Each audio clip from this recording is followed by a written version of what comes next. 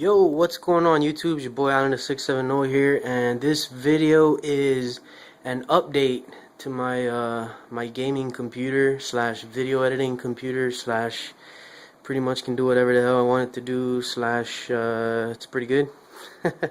Anyway, few things to note on my update here is that I added a 4-fan controller right there in the front.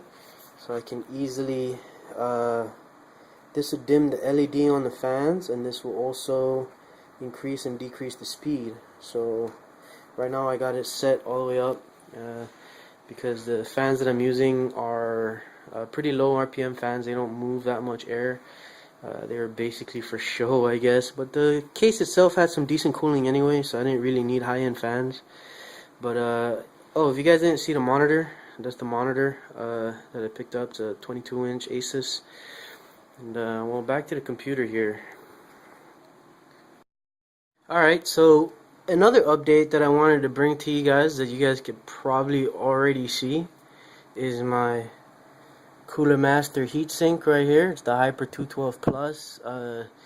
If you guys didn't remember, I wasn't using an aftermarket CPU heatsink, and I was using the stock one. Well, the temperatures kind of worried me a little bit, so I went ahead and I upgraded to the Cooler Master Hyper 212 Plus, which is, from what I understand, is not too much different from the Hyper 212 Evo. It's all just the spacing thing on the copper contact to the CPU. But another update, I put in 4 blue LED fans right here. 1, 2, 3, and then 4 in the back, which you can barely see because the window blinds are open, and I try to bring in a little bit more light into the video here. So yeah, basically that's about it for my update.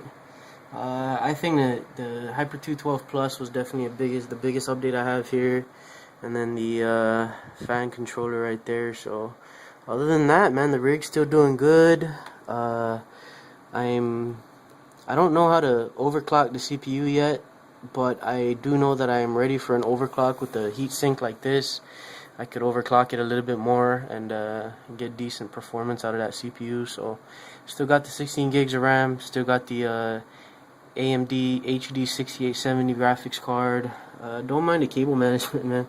It's all crappy right now, but I'm still trying to figure out a way to better route my cables, and it's like an ongoing project. Every time I open up my case, I'm moving wires around and redoing straps, wire straps, and whatnot. So, and there's a big 250mm fan right there, which I'm gonna replace that too because it sucks. There's barely anything coming out of this thing, man.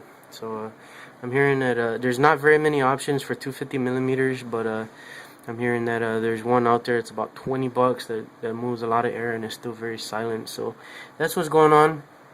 And you guys could probably pick up a lot of the noise. You guys probably could hear the noise from these fans. As a matter of fact, it's not that loud. I had some regular case fans that, well, they weren't regular, but they were standard black case fans that had like a 2000 RPM, and they were extremely loud. They definitely moved a lot of air though, but they were very, very loud. So I didn't want to. It annoyed the shit out of me. So I went ahead and reduced the RPM on the fans and picked up the colored one. So anyway, thanks for checking out my video, guys. If you guys have any questions on my build or any kind of interest or want to ask me any kind of questions on it, feel free to ask in the comment section. Also, I had a hard time finding out what size of a CPU cooler would fit in this AzzA Toledo 301 case. And if you guys are wondering, the Cooler Master Hyper 212 Plus does fit, at least for the AMD setup, because AMD goes north to or south to north on the when it mounts, and then Intel goes east to west this way. So I think the east to west setup, the copper heat sinks right here will interfere with the 250mm fan, but not with the AMD setup where it goes from south to north setup. And oh, as you guys can also realize, I forgot to mention, I do have a push-pull configuration on it. So this fan is blowing air in, this fan is sucking air out, so they work in tandem. and then I got these two fans here to blow out whatever air this bad boy here puts out. So pretty good cooling setup. I think this case is wonderful for cooling. It's a $60, $64 case when I bought it, and just look at the amount of fans I could put in.